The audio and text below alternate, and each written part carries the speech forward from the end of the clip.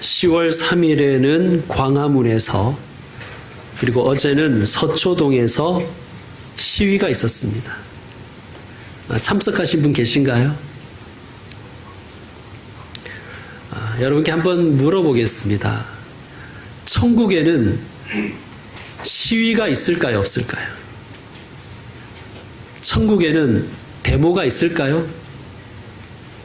오늘 말씀을 우리가 가만히 읽어보면 천국에도 데모가 있습니다. 천국에도 시위가 있어요.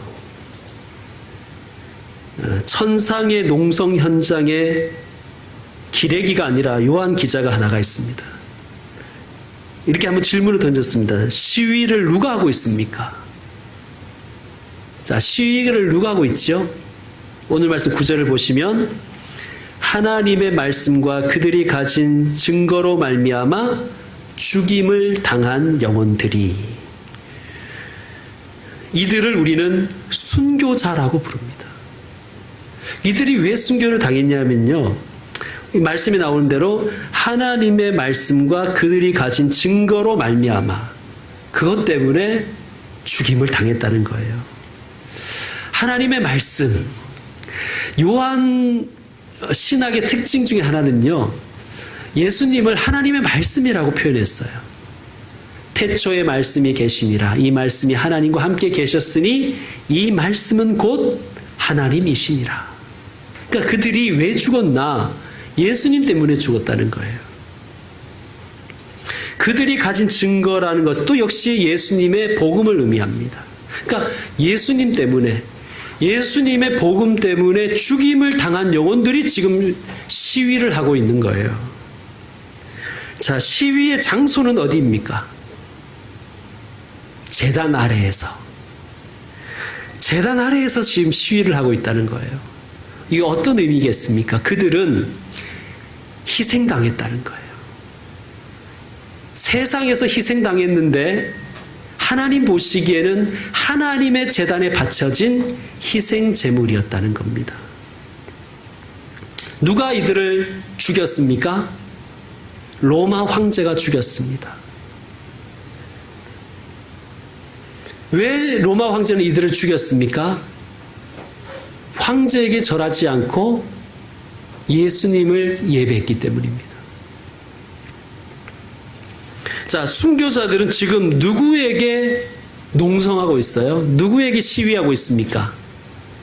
그들은 하나님을 향하여 시위하고 있어요. 그것을 어떻게 할 수 있는가? 그들이 이렇게 외쳤습니다. 거룩하고 참되신 대주제여. 거룩하고 참되신이라는 수식어는 구약 성경에서 오직 하나님께만 붙이는 형용사였습니다. 거룩하고 참되신. 그런데 참 놀라운 것은 이 순교자들이 하나님을 향하여 대주제여라고 외치고 있는 거예요. 우리가 오늘 이제 첫 번째 찬송도 대주제라는 말이 나오잖아요, 단어가. 대주제가 무슨 뜻이냐 하면요, 이런 뜻이에요. 절대군주. 헬라어로는 데스포테스. 절대군주는 뭐냐 하면 모든 통치권과 모든 주권과 모든 심판권을 가진 분이 대주제예요. 자, 요한계시록이 쓰여진 이 배경은 어느 시대라고 말씀드렸죠? 로마 시대입니다. 그러므로 로마 시대에 살아가는, 로마 땅에 살아가는 모든 사람에게 대주제는 누구예요? 로마 황제겠죠. 그죠? 로마 황제를 향하여 대주제여라고 불렀습니다. 사람들은 데스포테스라고 불렀습니다. 로마 황제가 세계의 주인이었기 때문이지요. 그런데 지금 순교자들은 로마 황제를 향해서 대주제라고 부르지 않고 하나님을 향하여 대주제여라고 외치고 있는 거예요. 그들은 하나님이 어떤 분인지를 알았기 때문입니다. 여러분, 가장 강력한 기도는 어떤 기도일까요? 큰 소리로 기도하는 것. 전 지금도 그게 잘 안 되는데 주여 삼창, 주여 삼창을 주여 하고 3번 부르고 기도해야 강력한 기도입니까? 하나님은 귀머거리가 아닌 것 같아요. 내가 지금까지 경험한 상으로는. 물론 워낙 이렇게 마음이 답답하니까 소리는 지를 수 있는데 하나님 제 옆에 계시거든요. 우리 안에 계시거든요. 살살 얘기해도 하나님 들으십니다. 그러니까 큰 소리로 기도하는 기도는 강력한 기도와 동격일 수는 없습니다. 그러면 방언으로 오랫동안 기도하는 기도가 강력한 기도일까요? 그럴 수도 있지만 다 그런 것은 아닙니다. 그러면 가장 강력한 기도는 어떤 기도일까요? 내가 기도하는 분이 어떤 분인지를 알고 기도하는 기도가 가장 강력한 기도입니다. 여러분의 기도가, 저와 여러분의 기도가 왜 늘 다람쥐 쳇바퀴 돌듯이 쳇바퀴 돌까요? 왜 그리고 우리의 기도는 세월이 이렇게 흘러가는데도 불구하고 더 이상 깊어지지 않을까요? 그것은 우리가 하나님을 잘 모르기 때문입니다. 하나님에 대한 지식이 일천하기 때문입니다. 하나님을 경험한 경험이 너무나 부족하기 때문입니다. 여러분, 아는 만큼 기도합니다. 이 순교자들은 하나님을 경험했습니다. 세상은 로마 황제를 대주제라고 외치지만 순교자들은 하나님을 대주제라고 고백하는 거예요. 하나님이 어떤 분이신가를 아는 것만큼 기도는 깊어집니다. 그러므로 사랑하는 성도 여러분, 하나님의 이름을 계속해서 알아가십시오. 어떤 이름을 알고 계십니까? 여호와 이레. 지식으로만 알고 계십니까? 경험으로 아신 분은 더 깊어질 것입니다. 여호와 샬롬. 지식으로만 아는 것이 아니라 경험으로 알아간 사람은 그 기도가 더 깊어질 것입니다. 오늘 한 가지 이름을 더 배우시지요. 대주제이신 하나님. 모든 것의 주인이시고 주권자이시고 능력자이시며 심판자이신 하나님. 배우시고 경험하셔서 여러분의 기도가 더 깊어지셨으면 좋겠습니다. 자, 순교자들의 탄원은 무엇입니까? 내용이 뭐예요? 뭘 요구하는 거예요? 이 시위의 요구사항이 뭡니까? 땅에 거하는 자들을 심판하여 우리 피를 갚아주지 아니하시기를 어느 때까지 하시려 하나이까? 항의하는 거예요, 하나님께. 자, 내용은 2가지입니다. 땅에 거하는 자들을 심판하소서. 또 하나는 우리 피를 언제까지 갚아주지 않으시겠습니까? 항의하는 거예요. 언제까지? 여기서 땅에 거하는 자들은 하늘나라 시민과 반대되는 개념이에요. 여러분, 우리는 하늘나라 백성이죠? 대한민국 국민이며 동시에 하늘 백성이에요. 하늘 시민이에요. 하늘 시민은 하나님의 법을 따르고 하나님의 방식을 따르고 하나님께 순종하는 사람이 하늘 시민이지요. 땅에 거하는 자들은 반대입니다. 땅의 논리를 따라 살고 자신의 욕심을 따라 살고 죄와 악의 가치관을 따라 사는 자들이 땅에 사는 사람들이에요. 그런데 문제는 각각 알아서 살면 되는데 땅에 거하는 자들이 하나님의 백성을 죽인 거예요. 얼마나 억울했겠습니까? 자, 11절을 보시면 이 순교자들에 대해서 하나님이 이렇게 응답하셨어요. 11절에 보면 각각 그들에게 흰 두루마기를 주시며, 여기서 흰 두루마기를 주셨다는 것은요, 조금 상징적인 의미예요. 흰 두루마기, 흰 옷은 옳은 행실을 의미합니다. 옳은 행실. 그러니까 계시록 전체의 관점에서 봤을 때. 그러니까 이 말은 무슨 뜻이냐면 이 시위 현장에 엉겹결에 따라 나온 게 아니라는 얘기예요. 누가 장에 가니까 걸음치고 따라가는 것처럼 따라간 게 아니라는 거예요. 2만 원 주니까 알바끼로 나온 것도 아니라는 거예요. 여기 이 현장에 나와 있는 사람들은 다른 행실을 가지고 나온 사람들이라는 거예요. 그러니까 하나님께서 그걸 인정하시는 거예요. 하나님은 속일 수가 없잖아요. 우리는 사람을 속일 수 있지만 우리는 하나님을 속일 수는 없잖아요. 하나님이 이렇게 말씀하시는 거예요. 너희가 옳다.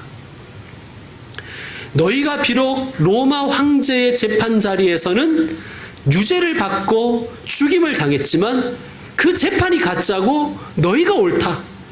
너희가 의롭다. 하나님께서 말씀하시는 거예요. 그러나 단 아직 잠시 쉬어라. 이렇게 하나님 말씀하시는 거예요. 이건 뭐냐면 잠시 이 시위를 멈추어라 이런 거예요. 언제까지 멈춰야 되는가? 그 수가 차기까지. 그 수가 차기까지. 여러분, 이 수는 순교자의 수입니다. 이 숫자는 이제 우리가 다음 시간에 볼 7장에 나오는 14만 4천의 수입니다. 그리고 이 수는 셀 수 없는 큰 무리의 숫자이고 이들은 흰옷을 입고 있어요. 그러니까 예수님의 말씀이 뭐냐 하면 순교자의 수가 다 차면 예수님이 오신다는 뜻이에요. 이게 문학적인 표현이죠. 성경은 이 부분을 좀 다르게 또 표현을 했습니다. 땅끝까지 이르러 내 증인이 되라. 그럼 예수님 오신다는 거예요. 땅끝이 뭐예요? 땅끝이. 여러분, 우리가 과학이 발달해서 알게 되었잖아요. 땅끝이 어디 있어요? 지구는 둥근데 자꾸 걸어 나가면 온 세상 어린이 다 만나는 거 아닙니까? 그러니까 땅끝은 지리적인 개념이 아니라 세상의 모든 영역이에요. 학교, 문화, 경제, 사업 등등, 교회, 국회, 청와대, 모든 영역이 다 땅끝입니다. 여러분. 또 예수님이 이렇게 또 표현하셨어요. 이 천국 복음이 모든 민족에게 증언되기 위하여 온 세상에 전파되리니 그제야 끝이 오리라. 천국 복음이 온 세상에 전파되면 예수님이 오신다는 거예요. 그러니까 여러분 이것을 문학적으로 잘 받아들이셔야 됩니다. 그 수가 차기까지, 땅끝까지, 모든 복음이 온 땅에 전파되기까지 같은 의미입니다. 같은 의미입니다. 그런데 중요한 것은 이거예요. 이 예수님의 재림, 또 이 세상의 심판이 순교자들의 절규에서부터 시작된다는 거예요. 순교자들의 그 하나님을 향한 그 외침에서 이 하나님의 심판이 시작된다는 사실입니다. 그러니까 예수님 제대로 믿고 살아가는 사람의 기도가 얼마나 능력 있는가를 보여주는 거예요. 오늘 집사님이 돼지열병이 그치게 해달라고 이제 기도했는데 될 줄로 믿습니다.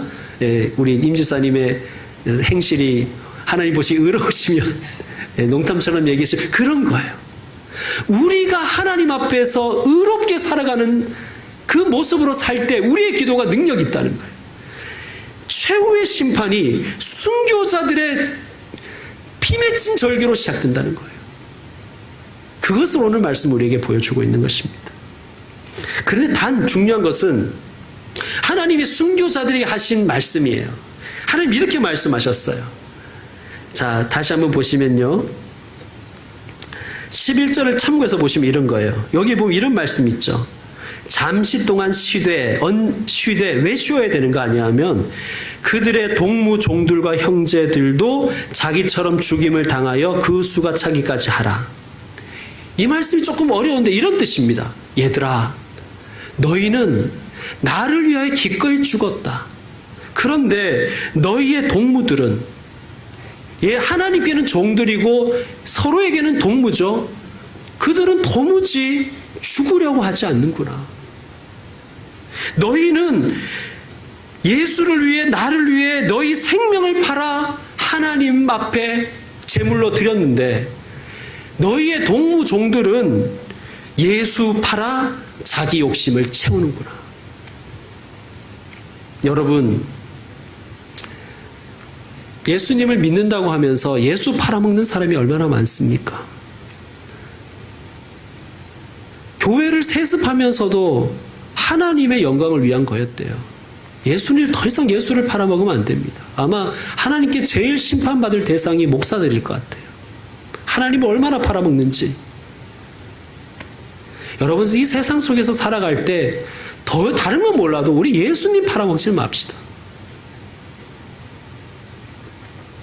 여러분, 이제 공은 우리에게 넘어왔습니다. 우리도 순교자가 되어야 됩니다. 이게 무슨 말이냐 하면 순교자적인 삶을 살아야 된다는 거예요. 예수님이 이렇게 말씀하셨어요. 아무든지 나를 따라오려거든 주일날 한 번만 교회 와라, 이렇게 말씀하지 않고 자기를 부인하고 날마다 제 십자가를 지고 나를 따를 것이니라라고 말씀하셨어요. 날마다 교회 오라는 얘기는 아닙니다. 여러분, 그렇게 듣지 마십시오. 날마다 자기 십자가 지고 예수님을 따르라는 거예요. 이게 뭐예요? 십자가는 죽음이잖아요. 날마다 죽으라는 거예요. 날마다. 죄인된 자기의 옛 모습으로 살지 말고 날마다 그거 죽이면서 살으라는 거예요. 여러분, 예수님 믿으면 좀 바뀌어야 돼요, 사람이.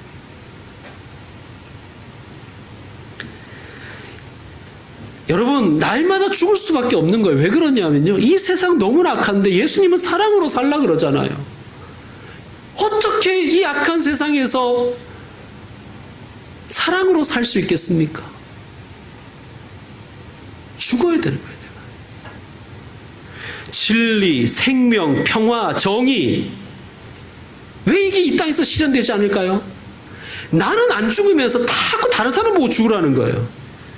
진리, 생명, 평화, 정의를 위해 그 사람 보고 자꾸 죽으라는 거예요. 나는 안 죽고. 그러니까 이 땅에 하늘에서 이루어진 하나님의 뜻이 이 땅에서 이루어지지 않는 거예요. 여러분, 내가 죽어야 됩니다. 우리 이것을 순교자적인 삶이라 그러는 거예요. 십자가의 길, 순교자의 삶. 매일매일 죽기를 각오하고 매일매일 예수님 따라 살아가는 그러한 삶으로 우리는 살아내야 됩니다. 그것이 우리에게 원하시는 하나님의 뜻입니다. 여러분, 그런데 오늘 말씀에 보면 순교자적인 삶을 사는 사람들에게 두 가지 기도를 가르쳐 주셨어요. 여러분, 우리가 순교자적인 삶을 살기 위해서는 하나님께 두 가지 기도를 날마다 드려야 되는 거예요. 대주제이신 하나님께 첫 번째 드려야 할 기도는 왜입니다. 왜? 하나님, 나는 왜 이렇게 안 풀려요? 이런 왜가 아니라 이런 왜인 거예요. 하나님, 세상이 왜 이렇게 고장났습니까? 하나님, 교회가 왜 이렇게 병들었습니까? 하나님, 의인이 언제까지 고난을 겪어야 합니까? 이 왜를 하나님께 물어야 되는 거예요. 그러니까 늘 제가 말씀드리지만 신앙이 내 사적인 영역에만 머물려고 하지 말고 자꾸 공적인 영역으로 넓혀가야 되는 거예요. 왜? 하나님께 그걸 물어야 되는 거예요. 왜? 왜 하나님 세상이 이렇습니까? 하나님, 왜 교회는 이렇습니까? 하나님, 왜 우리는 이 모양 이 꼴입니까? 하나님, 제 기도는 왜 더 이상 깊어지지 않습니까? 그 문제의식을 하나님께 가져야 된다는 거예요. 두 번째 기도는 뭐냐면 언제까지인 거예요. 언제까지. 하나님, 언제까지 기다려야 됩니까? 이것은 조바심 나서 따지자는 얘기가 아니라 주님의 오심을 기다려야 된다는 거예요. 여러분, 예수님은 오십니다. 오셔서 심판하시고 우리를 구원하십니다. 예수님이 여러분의 그 문제와 여러분의 그 기도의 제목을 알고 계시고 해결해 주실 것입니다. 그때가 언제인지 하나님께 물어야 되는 거예요. 이 말은 뭐냐 하면 포기하지 말라는 거예요. 아유, 되면 좋고 뭐 안 되면 그만이고 본전이고 뭐 그렇게 생각해서 기도하지 마십시오. 되면 좋고 안 되면 그만이고 본전이면 뭐하러 기도해요? 그냥 기도하지 말고 그냥 이렇게 열심히 그냥 하시면 되는 거예요. 적어도 하나님 앞에 하나님, 언제까지 해주시겠습니까? 좀 매달리는 그런 마음으로 하나님 안 해주시면 저 죽습니다. 하나님. 그런 마음으로 하나님께 나아가야 됩니다. 그리고 다시 말씀드리지만 사적인 영역만 가지고 기도하지 말고 공적인 영역을 가지고 우리는 기도해야 되는 것입니다. 왜? 언제까지? 쉽게 포기해버리지 마시고 쉽게 그냥 타협해버리지 마시고 그냥 쉽게 예수 팔아버리지 마시고 하나님 앞에 다시 한번 대주제이신 하나님께 기도하며 매달리시기 바랍니다. 순교자들이 매달리잖아요. 목숨 걸고 매달렸다는 거예요. 여러분, 우리 너무 이게 안일하게 신앙생활 하는 것 같지 않습니까? 순교자들과 전혀 다른 모습으로 살아가는 사람들이 있어요. 여섯 번째 인 심판에 나오는 자들입니다. 여섯 번째 인은요, 우리가 읽어서 알지만, 우리가 12절부터 14절까지 아까 읽어서 알지만, 이게 엄청난 우주적인 대변혁이에요. 우주적인 시스템이 막 붕괴하는 거예요. 자, 12절 한번 보세요. 큰 지진이 나며 해가 검은 털로 짠 상복같이 검어지고 달은 온통 피같이 되며 하늘의 별들이 무화과 나무가 대풍에 흔들려 설익은 열매가 떨어지는 것 같이 땅에 떨어지며 14절 함께 읽습니다. 하늘은 두루마리가 말리는 것 같이 떠나가고 각 산과 섬이 제자리에서 옮겨지매 이런 엄청난 심판의 예고예요, 이게. 그러니까 여러분 영화를 보시면 예고편이 있잖아요. 최후의 심판 앞에 이렇게 예고편이 있는 거예요. 자, 하나님께서 마지막 경고를 주시는 거예요. 자연, 이 우주적인 시스템의 이 무너짐으로, 붕괴를 통해서. 그런데 문제는 15절과 16절에 나오는 땅에 살아가는 사람들이 어떤 자세로 사는가 하는 거예요, 여러분. 15절, 16절에 보면 땅에라는 말이 딱 나오죠. 땅에 살아가는 자들을 임금들, 왕족들, 높은 자들이죠. 장군들, 부자들, 강한 자들.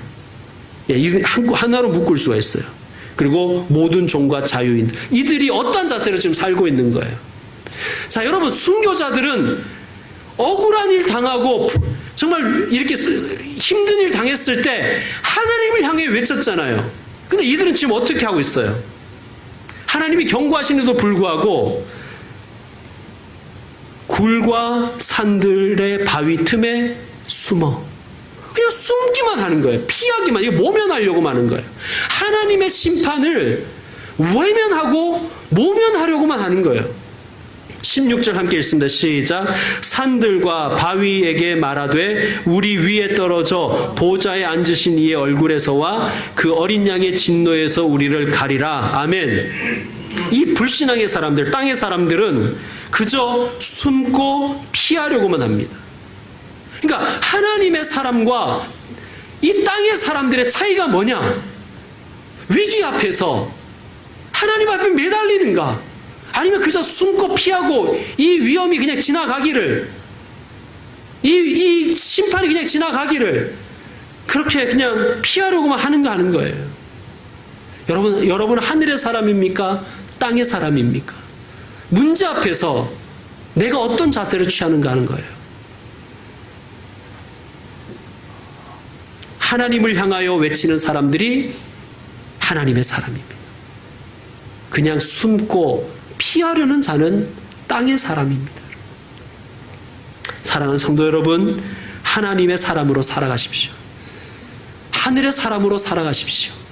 대주제이신 하나님을 향하여 외치며 절규하며 살아가시는 하나님의 사람들이 되길 원합니다. 이제 말씀 마무리하겠습니다. 어떤 목사님의 일화입니다. 이 목사님에게는 아들이 2명 있어요. 이게 목사님, 그러니까 아들들이 어렸을 때 이야기입니다. 아주 어렸을 때. 사모님이 2 아들, 어린 아들을 맡기고 잠시 외출을 했습니다. 모든 거의 대부분의 아빠들이 그렇듯이 이제 아이스크림 2개를 딱 쥐어주고 알아서 놀으라 그런 거예요. 그리고 본인은 안방에 들어가서 쉬고 있었습니다. 그리고 아이들이 어떻게 노는지 이제 뭐 귀로 들으면서 말이죠. 자, 형은 순식간에 아이스크림 다 먹어버렸습니다. 그냥 갯바람에 개눈 감치듯이 그냥 화다닥 먹어버리고, 동생은 엄청 아껴 먹는 거예요. 둘째들이 좀 아껴 먹잖아요. 그렇죠? 이렇게 아껴 먹는 거예요. 그 형이 동생의 아이스크림을 노리는 거예요. 우리 가위바위보에서 이긴 사람이 한 입씩 먹기로 하자. 사실 여러분, 이 제안은 둘째가 받을 아무런 이유가 없어요. 그죠? 뭐 지 건데 뭐 가위바위보에서 한 입씩 먹어요. 그죠? 그렇지만 둘째들은 언제나 너무 심심하잖아요. 형이 놀아주는 것이 너무 좋아서 그 제안에 응합니다. 가위바위보, 동생이 이겼어요.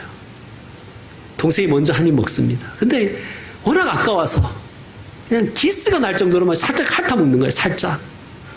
또 가위바위보, 또 동생이 이기는 거예요. 코딱지만큼 먹는 거예요. 원래 사기꾼들이 그러는 거예요. 사기꾼은 처음에 자꾸 져주는 거예요. 자꾸. 너 이겼네. 이겼다. 너 먼저 먹어라. 자꾸 사기꾼들을 이렇게 타짜들은 그렇게 하는 거죠. 그리고 결정적인 때가 왔습니다. 가위바위보 형이 이겼어요. 형은 한 입에 다 먹어버렸습니다. 동생이 울음을 터뜨립니다. 웁니다. 근데 목사님이 안방에서 가만 들어보니까 이 동생이 지혜롭다는 거예요. 형을 향해 우는 게 아니라 안방 문 앞에서 우는 거예요. 아빠 들으라고. 그때 이 목사님 깨달았어요. 그래.